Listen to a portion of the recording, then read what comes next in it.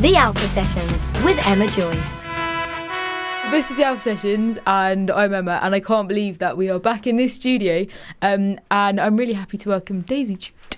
Hello, thank you so much. I'm honoured to be the first back since, lockdown and all that. Since, it feels like a previous life, I think. I know. Very weird, isn't it? So strange. But we've managed to work it, so we're social distancing and we've been wearing masks, so I feel like we've all been very rule-abiding and safe. Absolutely. Now, speaking of lockdown, as someone who is naturally busy, I was born to put it lightly, I was born to do this. How did you find lockdown? Was it pretty scary?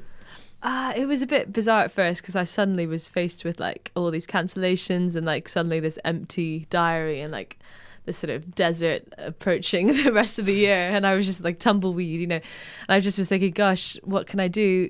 I know I can just like do everything online, and so I just started live streaming kind of pretty manically for the next 5 months. And I still am, to be honest. So it's funny because like my gigging schedule last year was like I was gigging like maybe once every 2 days or something, or like sometimes a couple of times in a day, and so I was pretty hectic, and so it was weird to then, and like this year was meant to be similar. I had lots of gigs coming up and festivals and all sorts of things planned I was really excited for, but then it was a bit of a shock.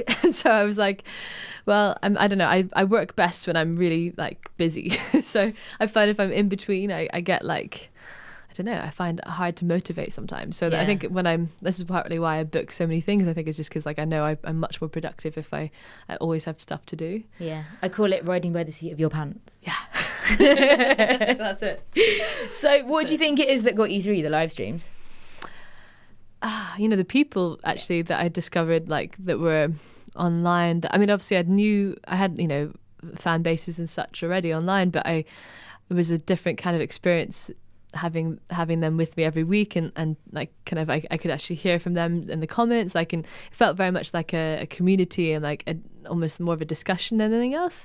So like having that kind of back and forth, and I think, and the community grew as well. So like over the course of the months or whatever, I got, new fans coming on board. And it was just, I think that was the thing that kind of fed me through that whole time. Like fed my soul was both having the people around like that, but also I think the music. So being able to have those just like a few hours in the week where I would just be focused on music and just be thinking about the music again, and actually remembering all these songs that I hadn't done for a while, either like original songs or cover songs, and just like getting lost in like rediscovery of music. That was the thing that I think, if without that I don't know what I would have done, to be honest, throughout lockdown. I would have I don't know, I guess I would have, I'm not sure what I would have done. I suppose I did lots of cooking as well, but otherwise it was mostly just music so I think it was the people mostly that made that easier.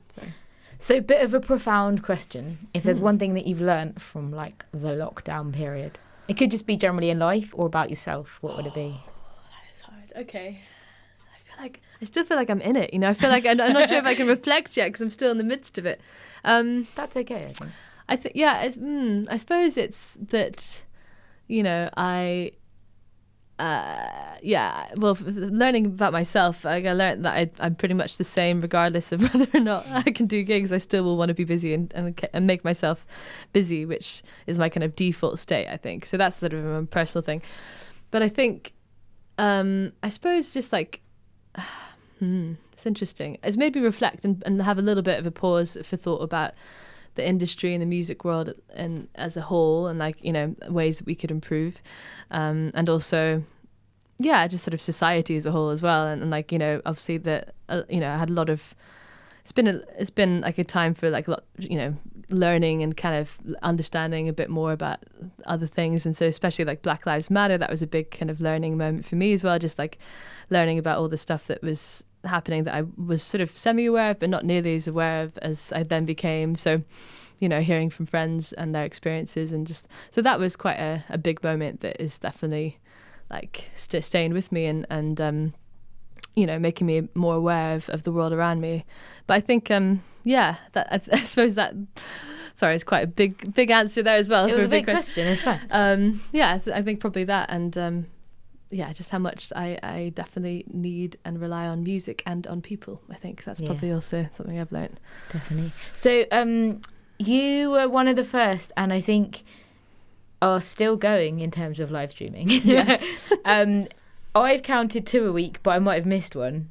Is it 2 or 3? It is 2 a week, but Okay. I've done more than that as well, because I've done loads of guest spots as well. So like 1 week I did 13 in a week. Which, Whoa! Yeah, which I wouldn't have been able to do that in terms of gigging. So like it was amazing to be able to do that. Do you find them like as draining or as exhausting, or is it like a different feeling? I feel it's a different feeling. I get different things out of it, and it takes different things out of me, it's quite comfortable. It's nice to be home and to be like, obviously I have to set up the camera and all that stuff and the sound, but like it's sort of set up permanently now, and I just sort of sit at the piano and press go, and it's kind of then I'm it's quite easy compared to like going to a gig and where you have like the whole day is taken up with a gig where you're traveling wherever you're traveling, and you're sound checking and you're setting up the merch table and you're like doing all the advertising for it, and you're it's just like there's a bit more of an event somehow when you do a gig like that. But for the live stream, it feels like it's a little easier once you set it up. It's sort of it's just one of your activities that you do in the day. I suppose, so that's kind of been interesting, but in terms of, you don't get the same feeling as you do in a gig where you have applause and you have like you're surrounded by people and you're with a band and you're like sharing the set with other people, and so you can hear other people's music, and you just get like a different feeling when you're in the room. So like I went to the Bedford a couple of nights ago for the first time, and that's the first day that they were opened, and that was quite a different feeling to be in the room with other people and clapping and just like I don't know, the level, like the sound is so much louder, of course, when you're in a venue than when you're like at home watching it on a laptop or something. So that feels different, and it's just nice to see people, and it's a social gathering as much as anything else, to see friends and to have all that. So that I definitely miss that aspect. I definitely miss playing with other musicians as well, because I love whenever I can playing with a band and getting different people involved to like play on the music. So I definitely miss that. But it's been definitely an enjoyable thing, and I've been able to revisit all these other songs that I haven't thought about for many years. So that's been fun. Why did you decide to call it the window sessions?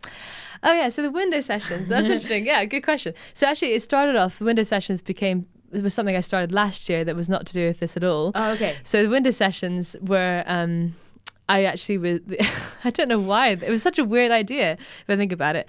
But I think the first thing that started it was, I was just in my flat, and it was raining outside, and I thought, it's kind of, I like the idea of maybe like sitting by the window and like with the rain beside me and like maybe doing a song. And then I was like, I'll do this song, which I did a Simon and Garfunkel song called Kathy's Song, which starts, I hear the drizzle of the rain, and it's all about like tapping on my roof and walls and like the idea of being next to the rain. And so that was the first song I did of this series.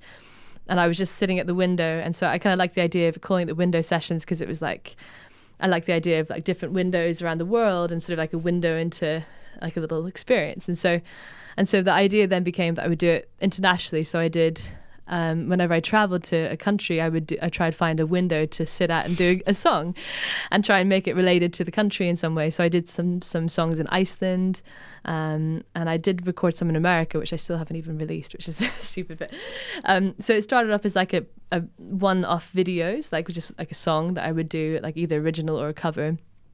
And then when lockdown hit, I was like, oh, maybe I could do this like as a live thing. So I just called it Window Sessions Live.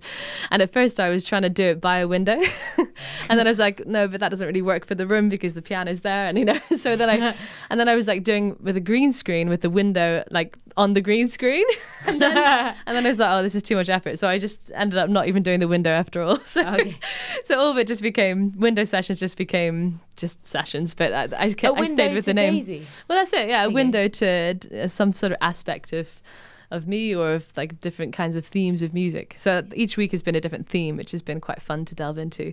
So I've enjoyed like either covering like an artist that I love, like I did a Joni Mitchell week where I did lots of songs by Joni Mitchell, or I'll do like a theme like songs about nature, and people will request songs and tell me their favorite songs. It's kind of becomes like everybody's sharing their favorite songs and artists as much as anything else, and I'm just like the jukebox who's sort of like singing some of these songs that people like, and it's just kind of fun brainstorming songs. I love themes, so I'm like, I just get into it quite a lot. Something that I think I would find quite scary as a musician, even though I'm not, is the constant ream of comments and interactions when you're playing. Like, how do you first of all keep up with them, and also how do you not get distracted? Sometimes I do get distracted. Sometimes I like sing a random word just because I've like seen it come up on my screen. I'm like, oh god, oops. And so I'm getting used to like switching off, like actually reading them as I'm playing, because otherwise it's quite distracting. But yeah, I mean, I quite like seeing. It's been nice though to like actually give voice to audiences, because usually when you do a gig, and then they get to applaud or like of course. cheer or something or whatever. Hopefully, if you're doing okay. Whereas like with the live streams, people can say like that why they like something, or like, I don't know, they can kind of give a little anecdote or a little joke, and like it's quite fun. You kind of get to know the audience a bit more, and it becomes very much more like a community thing, which is kind of interesting. And so I've been enjoying it. It feels like a kind of, not like a replacement to a live audience, but certainly a different kind of thing, which has its own kind of entertainment. Is it kind of like being heckled but online? That's how I imagine it to be. Yeah, but heckled in the nicest possible way, with like with love and with nice things. I don't think being heckled has no negative connotations. I think you can be heckled with love. Oh, you think? Yeah. Oh, okay. I always think of heckled, like being heckled, like somebody trying to upstage you, like, and like shouting. Someone throwing an apple at your head. Yeah, exactly. Rotten tomatoes. I know. Yeah, an apple sounds quite hard. Yeah. You've also done regular sessions with the Herd Collective. Yes. Mm-hmm. And we've watched a couple on YouTube, which has been mega fun on our TV. So we've been seeing you in like full life-size 4K, which is fun. But what's been really cool is you've managed to not only have the sessions, but also like have different guests every week. Yeah. And keep that all going throughout. Do you want to chat about, first of all, what Herd Collective is? And I think the last time we spoke, it was just coming off the ground. So it's so nice to see it in like full fruition.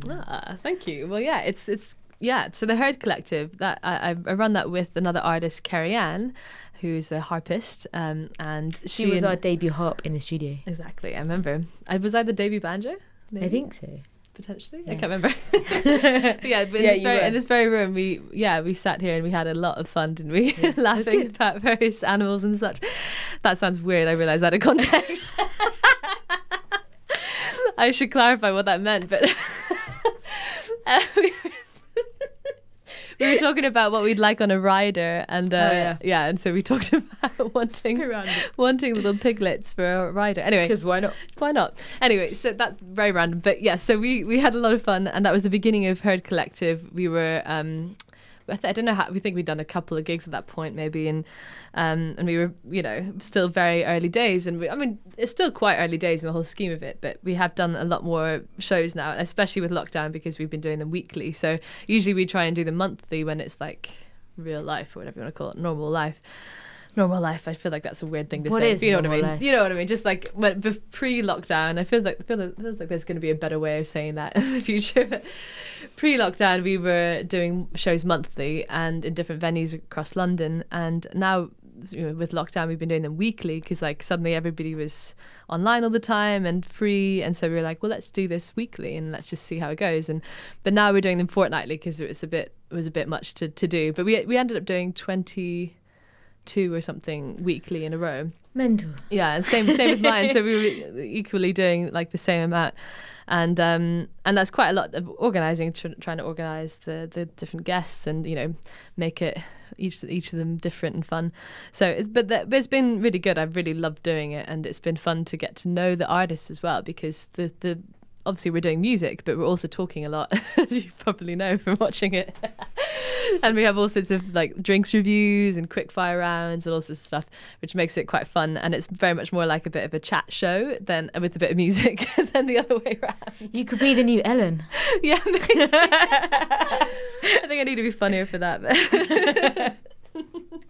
But yeah, no, it's been really fun, and we've really enjoyed it. So yeah, we're going to keep that going, but only fortnightly. Okay. And I'm still doing mine as well with different themes. And in fact, I'm changing it now for the next 6 weeks to do with this new program I'm gonna be part of, which I know you're gonna ask me about. To get there in a minute. Really? Yeah. Okay, so but we can I'll get hold there on. now. It's fine. Sure. Yeah. Because you've just announced that you are going to be part of the English team of the Olympics. No, I'm joking.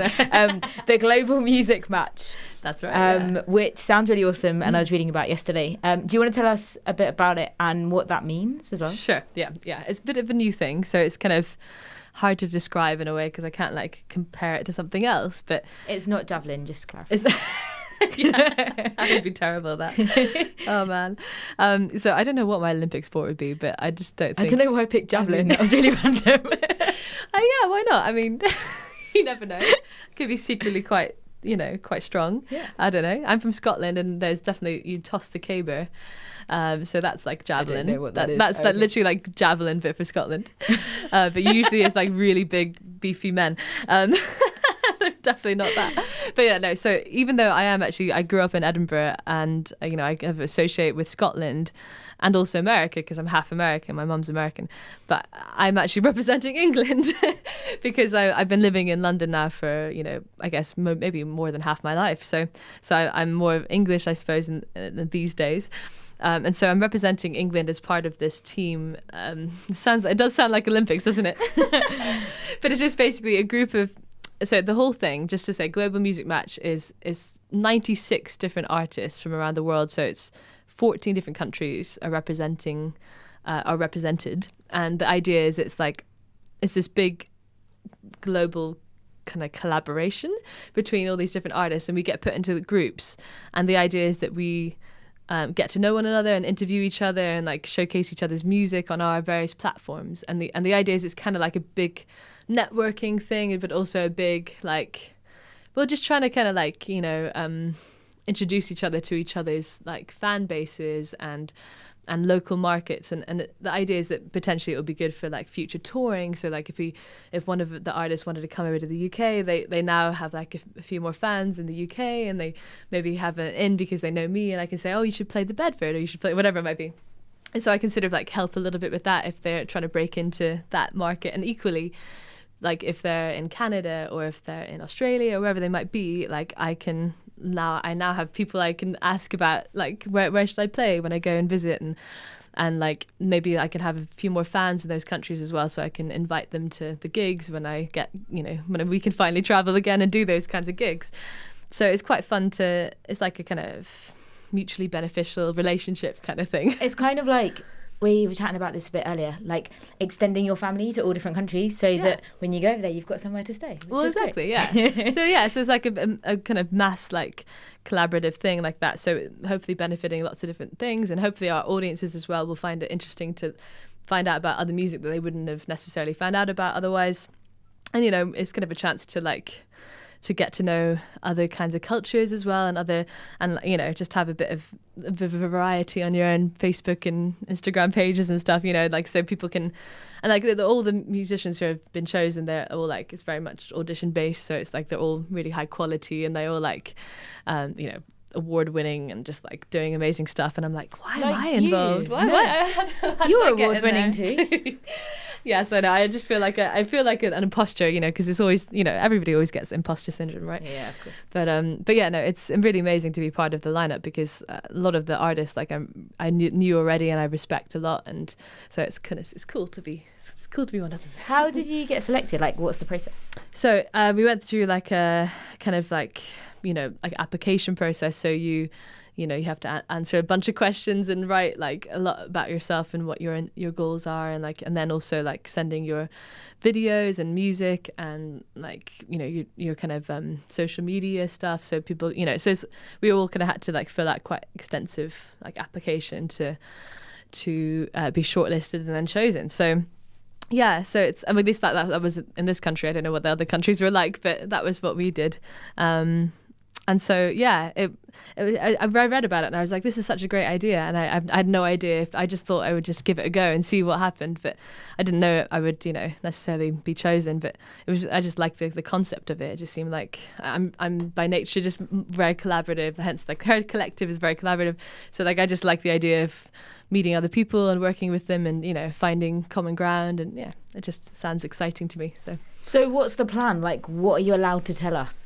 Well, I mean, basically the plan is that each week and the next 6 weeks we'll be featuring different artists on each of our pages. And so this week is a brilliant duo from Australia who are like contemporary folk, really like beautiful people. Like I interviewed them already actually, and they're so lovely, and I could easily talk to them for hours because they have so many different interests. And so they are from Australia, and they're going to be.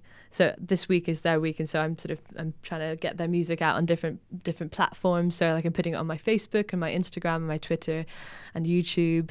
And then this is also why I was like wanting to talk to radio stations as well and get people talking about them and finding out about them with the people that I know, because it's kind of nice to spread the love a bit and to introduce them to other people. So they're called Sage, and it's Sage like spelt like, not spelt like the herb, but said like the herb, but spelled Saije.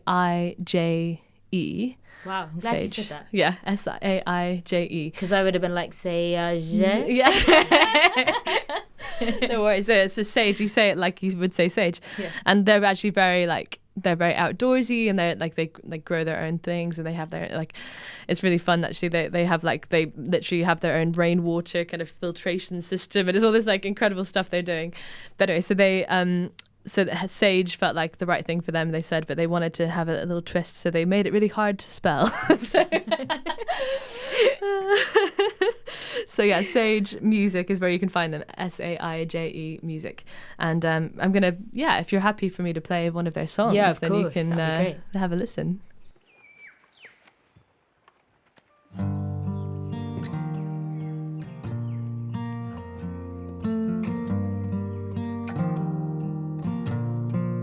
Come as you are, I will not let you go. You've been spinning around, no feet on the ground, feeling cold. You hold deep, deep seas. You're rain and dust, wild and free.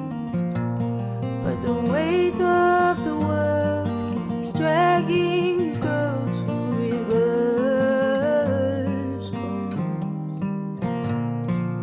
Oh, you've been falling where the darks believe, floating far away from peace. Every day, every night, I will be by your side. Right into my arms, come as you are.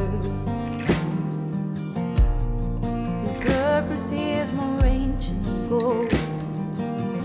You've been hearing the sounds, not listening to the pound of heart and soul. You hold deep, deep seeds, not ego, but pure being. Let go of the girl who's afraid of the world and know that you've been cold where the darks believe to lighten these stormy seas. Every day, every night, I will be by your side, for right into my arms.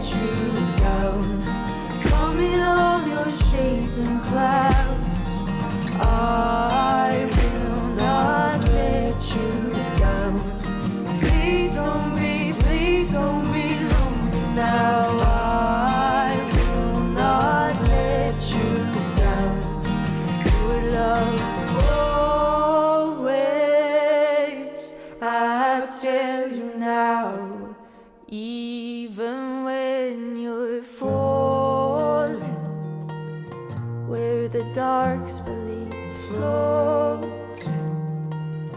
far away from peace. Every day, every night I will be by your side, falling right into my arms. The Alpha Sessions with Emma Joyce. So, who else is coming up for a Global Music Match? Yes, so we have another 4 artists other than that. So I'm one of the 6. We had Sage, who's week 1, and week 2 is a wonderful artist who's actually from Ireland but is now living in Canada. And she is called Irish Mythen. And she is week 2, and she's amazing. She's just like incredible and really accomplished, like award-winning, like awards just coming out of every part of her. Literally, she's like, that sounds weird. She's been, I've just been like, her awards list is kind of insane. But yeah, so she like Canadian Folk Music Awards, Solo Artist of the Year, she won that. Prince Edward Island Awards, also Juno Awards, which is like the kind of equivalent of like the Grammy Awards kind of thing. She was nominated for that this year. And yeah, so she's really accomplished, and she's amazing. She's really funny as well. So anyway, so she is week 2, and I think you'll like her music. So here's one of her tracks. When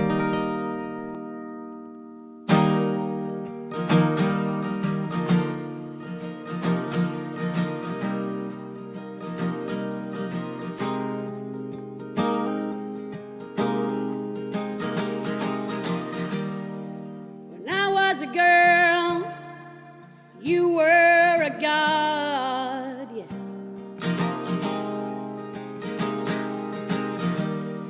When I looked at your face, the whole world was shining, yeah. You were love, you were laughter, you were love now. You're the hereafter. Maria, Maria, Maria, Maria.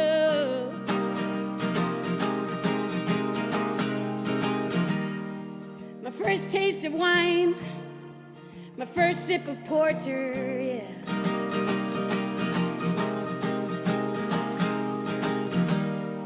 You let me watch those films children probably shouldn't oughta.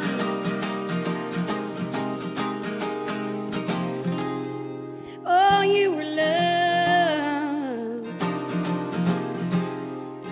you were the laughter, you were love now, now. You're the hereafter. Maria, Maria, Maria,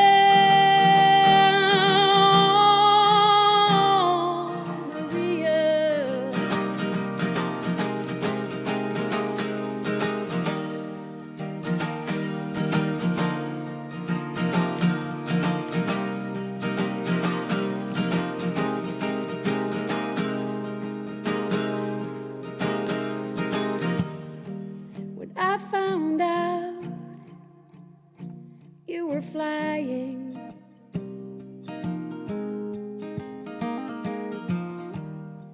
and it was a place I couldn't fly to.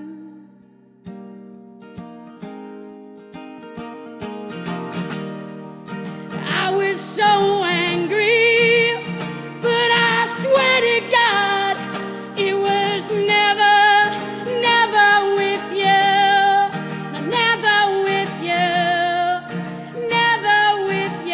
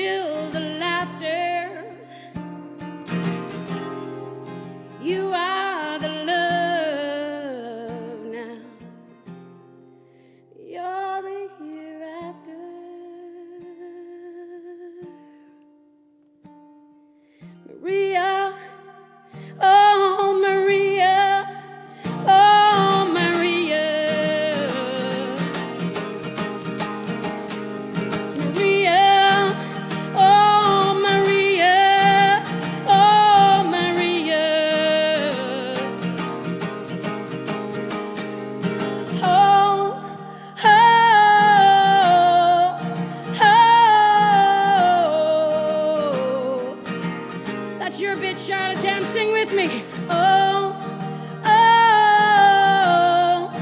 oh. Come on now. Oh, oh, oh.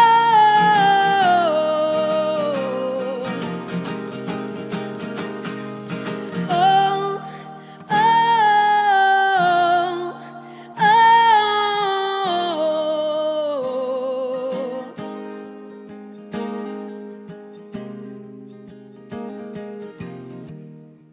when I was a girl, you were a god.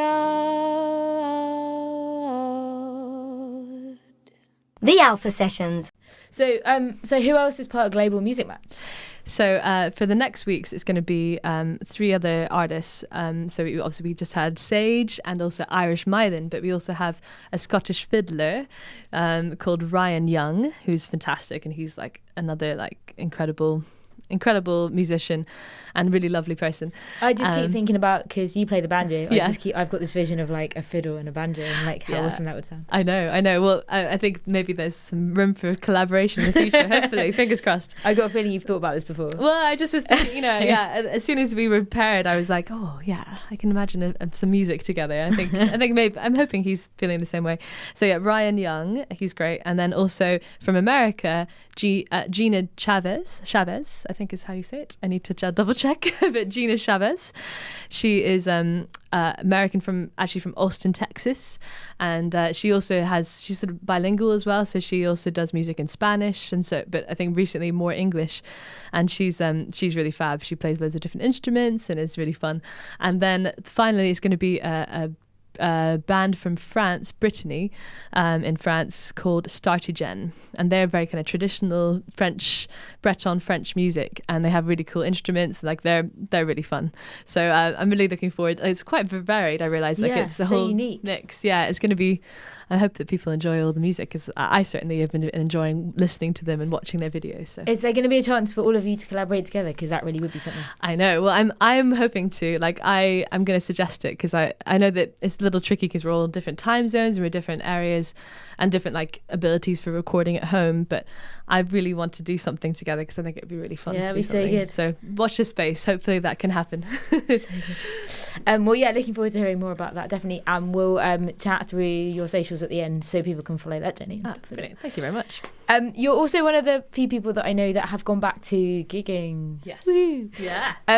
How have you found it? And also, like, is there plans for more? Yes and yes. I found it good. Yeah, it's been an adjustment, because like after doing like I guess 5 months or whatever of just live streaming, I was like not used to applause. So I was like, what? People like this and are applauding, and There like are just real even people here in front of me, and just like seeing people, like seeing actual eyeballs, instead of like just the screen. So it was nice to do that, but it felt weird at first. But now I'm feeling like I'm getting back into it, and so I've been doing a few gigs, some of them outdoors, like to begin with, because that was what we were allowed, was just outdoor gigs. And so I did a few park gigs, and I played a set before an outdoor cinema screening of Grease, which was quite fun. And then I actually did my gig theatre show, which is I mentioned this before, the gig theatre show that I've worked on with another writer called Rebecca Brewer, and she's like from the theatre world, I'm obviously in the music world, and together we wrote this show, which is kind of halfway between the two. So like it's like kind of a concept album told live kind of thing, with a narrative going through it. So not like a musical? Not a musical, no. It's like, gig theatre, which is its own kind of category, which is sort of, people find it hard to pin down. Like I find it hard to pin down, to be honest, because it's sort of varied depending on what it is. But it's not like sung through, and we're not playing characters. We're ourselves singing songs on a theme, but we're also threading through like narrative and story about the theme. And the theme, the whole show is about witches, and it's about witch trials, which are kind of insane part of our history that was fascinating to research. And so and we found out all sorts of stuff along the way, and it's quite enlightening, and people have enjoyed learning with us, I think. So we kind of describe it like a TED talk with songs, basically. Oh, okay. So if that makes any sense. And so we're starting to do that live now. So we did our first ever proper showing of it live, outdoors and this festival in Wandsworth, but sadly it was really rainy that day, so we had to figure out a solution, but we've managed to find a way of doing it still, so it worked out okay. But yeah, that was the first time we've done it, and we have plans to do more. And yeah, so maybe I can share a song from that if you're interested. Yeah, that'd be great. Yeah, okay. Yeah. This is a song from Coven, and it's called She, and it's all about all the women in history that weren't written down in the history books. So this is a song for those people who weren't talked about. There must be millions and trillions. Yeah. Yeah. Exactly. So this is without my songwriting partner Rebecca, but this is from Coven, and it's called She. You won't find me in a book. You won't find me on a single list. You won't find me if you search. You won't find a trace of me to miss. But you'll find me on the air. You'll find me where the water flows. You'll find me in the strength of trees. You'll find me in an ember's glow. I'll see you on the breeze. I'll see you on the breeze. See you on the breeze. See you on the breeze. I'll see you on the breeze. See you on the breeze. You won't find me on a wall.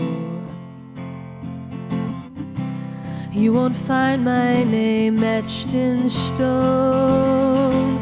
You won't even find a grave. My story's one you'll never know, but you'll find me on the air. You'll find me where the water flows. You'll find me in the strength of trees. You'll find me in an ember's glow. I'll see you on the breeze. I'll see you on the breeze. See you on the breeze. I'll see you on the breeze. See you on the breeze. I'll see you on the breeze. See you on the breeze.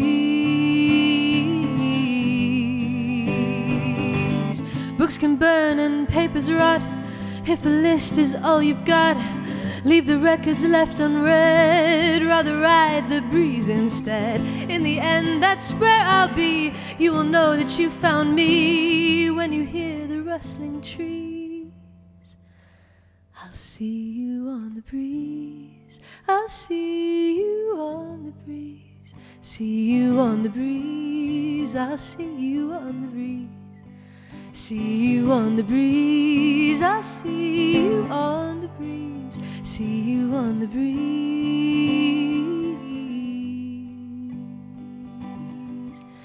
In the end, we all end up in the breeze. The Alpha Sessions with Emma Joyce. It's a slightly taboo subject to a certain extent, but a lot of musicians had quite a hard time financially pre-COVID due to, I guess, like not getting paid gigs or not getting enough paid gigs or whatever. And obviously with COVID being a thing, like paid gigs or any gigs weren't a thing anymore, and people had to go to online basking and PayPal, etc. Yeah. How has that worked for you on a technical basis? And maybe as someone that's been doing this for so long now, like, is there any advice? Yeah, that's a good question. So yeah, definitely it was a bit of a shock to be like thrown into like, okay, I mean, we were kind of, all of us were made unemployed in like a day, you know, and so suddenly we had none of our usual ways of making money from gigging, and, you know, whether it was like artist gigs or whether it's function gigs, you know, or even like recording sessions and that kind of stuff, all of that suddenly disappeared. So it was, yeah, definitely having to be creative and think about, okay, how do I, if I do these online gigs, then obviously I can't ticket them in the same way that I used to ticket gigs. Yeah. So as I put up PayPal links, which that was really good to do, actually, I realized, because I didn't realize that people were sort of up for donating, and they were. So it was nice to see like just giving people an option, and some people couldn't afford to donate because their own financial situation, Sure. but some people could, and so it was a real lifesend to like a godsend, lifesaver. That's the word I was looking for. To have those donations because they helped pay for like just life, because otherwise. Yeah, of course. Yeah, and so that was super helpful, having the PayPal links and the fan base who were like happy to support, and they understood what was going on for everybody, so they wanted to make sure all their favorite artists were still able to survive and to not have to like figure out another way of making a living and give up music basically. And so that without that, I don't know how I would have survived, to be honest. So that was a big part. But I think also like it made me think, okay, I need to think about merchandise. I can sort of make my own little online shop, and people can buy stuff that way and support that way. And I suppose also, doing kind of like remote session work. So that started coming in, and that was helpful too, to be able to like occasionally do some session jobs and that kind of, so like recording for people's projects remotely. And that was helpful to have the recording equipment. So that's one thing I'd say in terms of advice to anybody is, get yourself, as if you can, like even just the basic recording equipment, and just learn a bit about how to do that, because that is probably one of the most useful skills that I accrued, to be able to do that, because then I could be independent and I could make good recordings, and also my streaming was better because of the high quality microphone rather than just going straight into a phone or something. So definitely that would be my advice to anybody, and to set up a PayPal link and just like give it, just like don't be afraid just to put it up there, and people, you would be surprised, people are happy to give you a donation, and they understand everyone's going through 100%. Like I think that right now. So when we were watching you guys and Melinda Ortner on YouTube, we were watching, and I can't remember which one of you said it, but one of you said, look, you'd go to a gig, you'd buy a glass of wine, or you'd buy a pint or whatever, like use the same money, and just rather than give it to the bar, like give it to the artist instead, and you're spending the same money. It's just going, in my opinion, to a better cause. So like that's fine. Exactly. Totally. So like well done for that. Thank you.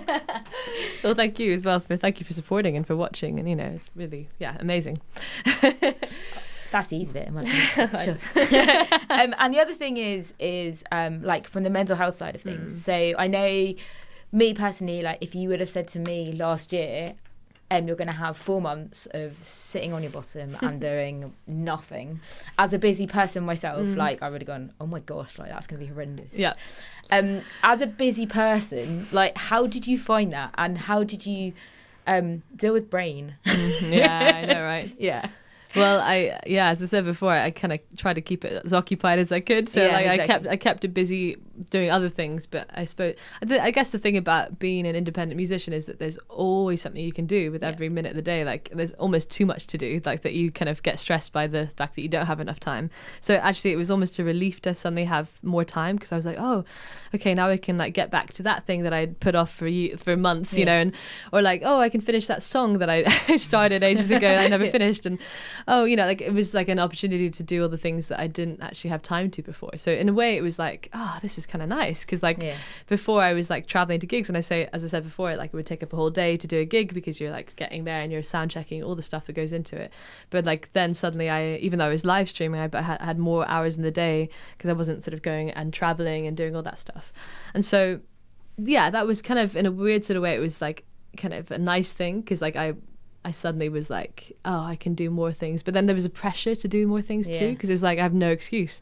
Like I thought, like I can say, oh, I'm busy with this gig, so like I can't do that thing that I've been putting off forever. And so like I had more pressure on myself as well. So mentally it was kind of like, it was sort of both things. So depending on the day, like I would feel good or bad about the situation. It definitely was a pressure creatively to come up with. I think so. There was a pressure. Yeah. I think it felt like, it just felt like there was, an expectation that you needed to come out with like a masterpiece or something after lockdown, and even though I definitely was productive, like I don't feel like I kind of wrote a whole album or something. Like of course. I sort of feel like I could have. The part of me is like, oh, I could have done that, or I could have read those books that I'd put off, or I could have, it felt like there was so many things that you could do at that time. It felt like whatever I did, it was never going to be enough, which is kind of you got through a pandemic. I think that's right. Well, yeah. And that's what I keep telling myself. So I think that's really important. Absolutely. Yeah. I think I think that's the thing, that we put the pressure on ourselves. I think other people are actually 100%. more understanding than maybe we worry. They I don't know. I've always been like very ambitious and like big dreamer, and it's kind of hard though, because with that you're constantly disappointed. So I'm just an optimist who's constantly disappointed. Don't be No, that sounds really depressing. I mean, generally I'm like always like I'm kind of always looking to just be productive if I can, but it's and I try not to be too hard on myself if I don't manage to do all the things on my to-do list. It's interesting you say that, because if you were to say to me, like, as an outsider, if you like, I would have said you're a really positive person, like, to the onlooker. Yeah. I So definitely, it's quite deceiving. It's funny how you see, people see things differently. I think it just depends on the perspective and on the day. Like, if I feel like I'm kind of being productive, then I feel good, but like, I very easily I can feel the opposite as well if I'm not being 100%. productive, and it's your kind of self-esteem can be so tied up in that level of productivity that, like, if you have a day where you just don't get through all the things you want to do, then you can feel quite down quite quickly. And so I don't know, it's been interesting, and I definitely feel like music has been such like a therapy as much as anything else during that, because just being able to turn to writing and just about remembering what it is that I love about music to begin with, whether it's like writing myself or whatever, but or just listening to other people and like getting inspired, like that's been such a savior actually. And actually it's funny because I have done a bit of writing during lockdown, and one of the things I did was I did a collaboration with one of the fans actually from who I met through the live stream world. So like, she actually was, you probably know Charlotte Campbell. Yeah. So she was actually a fan of Charlotte Campbell's originally, and and then she saw Charlotte Campbell on the Herd Collective stream, and then because of that she saw me and Carrie Ann as well. Oh, crazy. And so then she became fans of the Herd and of our individual things, and so we got to know each other a bit. And her name's Ilse Swan, you might have seen her online, and she's really like a big champion of the Herd Collective, and she's really like lovely, and she's like 19 years old, and she's lives outside like in the quite far north, so she's like in, I think, Lancashire, and so she would be the sort of person who would never be able to actually go to one of the Herd Collective gigs so easily, but she's actually she herself is kind of quite ambitious in the arts, and she like wants to write songs, and so she actually approached me and said, "Oh, I'd love to write a song with you." And it was kind of near the beginning of lockdown, and I was like, "Well, yeah, why not? Let's try it." And so we had like a few video calls where we were writing the song together, and it was such a lovely experience to kind of like do something in that way, because it was usually when I'm writing with like a fellow singer-songwriter or something, and it's, but actually to kind of help somebody who's like the beginnings of their journey, and she's actually got cerebral palsy, so she's often told me about how she's worried about her future in like the arts world, because there's not much in place for like, well, I don't know, it's definitely got more challenges for disabled people in the arts world. And so I think she's faced a few kind of problems with that herself, and she's done drama courses and other kinds of things. And so I think she really appreciated having that. And so we wrote this song together, which is all basically about how the fact that, music is there for you when all else is failing. And so like, especially during lockdown, that was like quite a big thing to kind of, we in our kind of discussions, like she was like saying how much music was helping her through this difficult time, and I was saying it's the same for me. So like, we wrote this song which is called Music Is There, and I'm actually releasing it tomorrow for Bandcamp Friday, which I know will be in the past when we release this, but yeah, the song is going to be released, and we're going to do it for charity. So we're going to do it for young arts, for supporting young people in the arts who are disabled, and so that's the plan. And so maybe I could sing this song for you. So this is called Music Is There.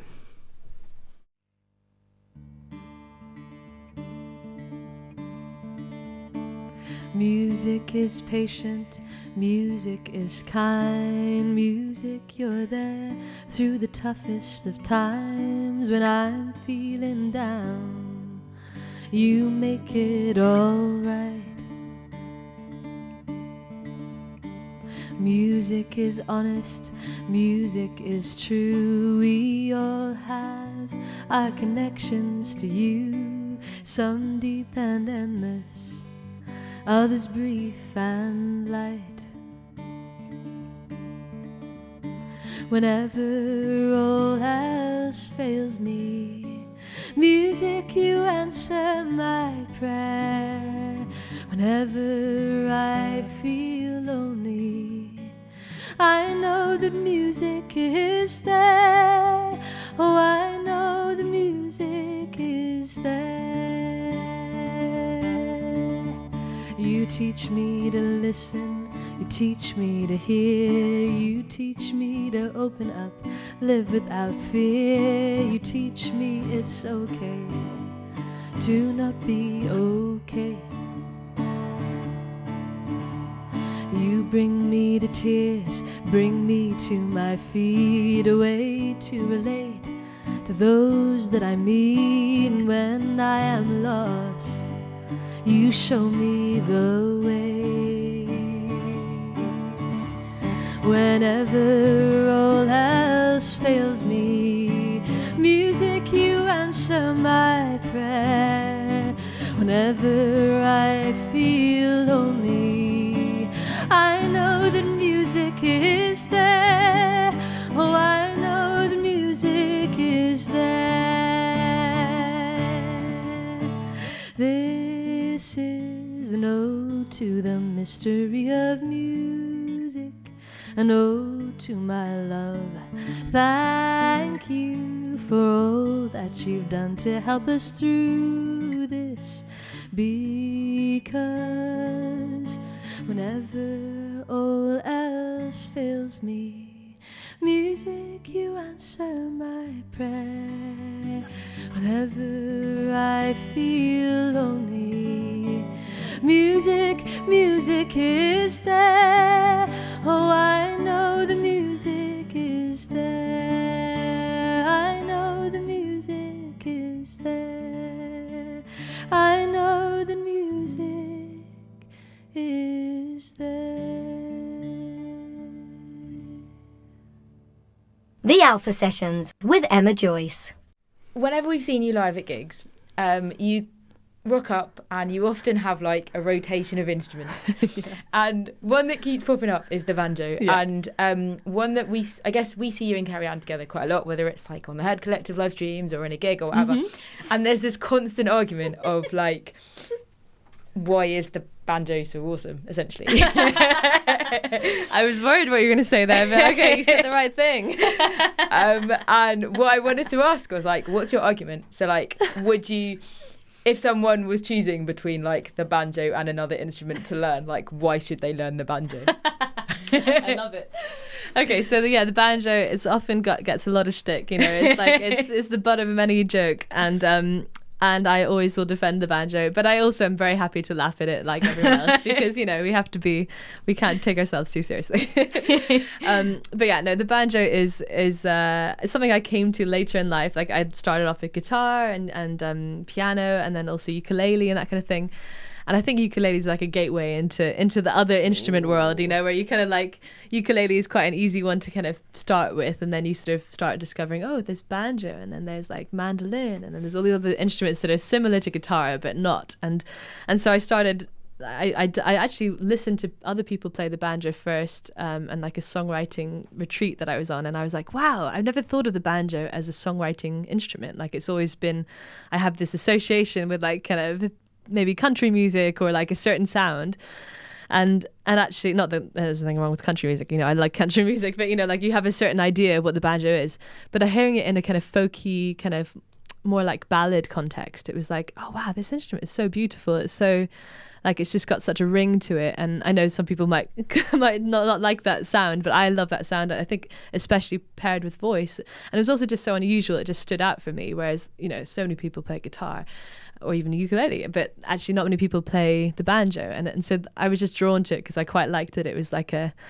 almost like a black sheep, you know. It was like a little like a little unusual instrument. The underdog, exactly. And I was like, no, I want to see what this will bring out, and I love picking up instruments because like I feel like it inspires me, like the instrument itself inspires me to write different kinds of stuff. So we were talking about that earlier, like how an instrument can sort of inform what the song will be like, and I think, yeah, banjo definitely kind of refreshed my idea about songwriting, and I I've been very inspired by it and written quite a few things on it now. So if anyone's debating whether to take up the banjo, the answer is take up the banjo. yes, absolutely.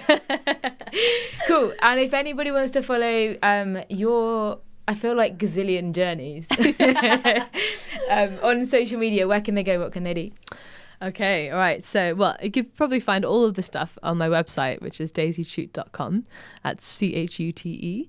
So daisychute.com will have my Facebook and my Twitter and my Instagram and my YouTube and Spotify and Bandcamp and all the stuff. But generally, Daisy Chute Official is where you'll find me on all those things. So if you look up on whichever your social media platform of choice is, Daisy Chute Official will probably be the one. But Twitter is a bit shorter because it has to be, so Daisy Chute on Twitter. What else? Yeah, I think that's probably it. I mean, yeah, Bandcamp is where I'm selling quite a few CDs and stuff all around the world, and a few other merchandise items which are only available on Bandcamp. So I'm kind of focusing a bit more on there because it's kind of, I enjoy the Bandcamp, and I enjoyed Bandcamp Friday as well. So so that's it's really nice that Bandcamp are doing that for artists. Like they're So good. Yeah, once a month they're giving all of their fees to the artists, and so they're kind of waiving their fees, which makes a big difference for artists all around the world. So we still use your London's on Fire matches. And the area that we live in is quite notorious for power cuts quite regularly. Oh, right. So the matches come out probably about once a month. Oh my gosh, you need to get some more. I actually need to make some more because I've run out of them. Yeah, they're quite iconic. Thank you. Well, thank you so much for coming in the studio. It's been great to be back, and obviously great to be chatting to you because it's been a couple of years, which is mad. I know. Thank you so much for having me. And hopefully we'll get you back in the studio soon again. Absolutely. Okay. Thank you. Thank you.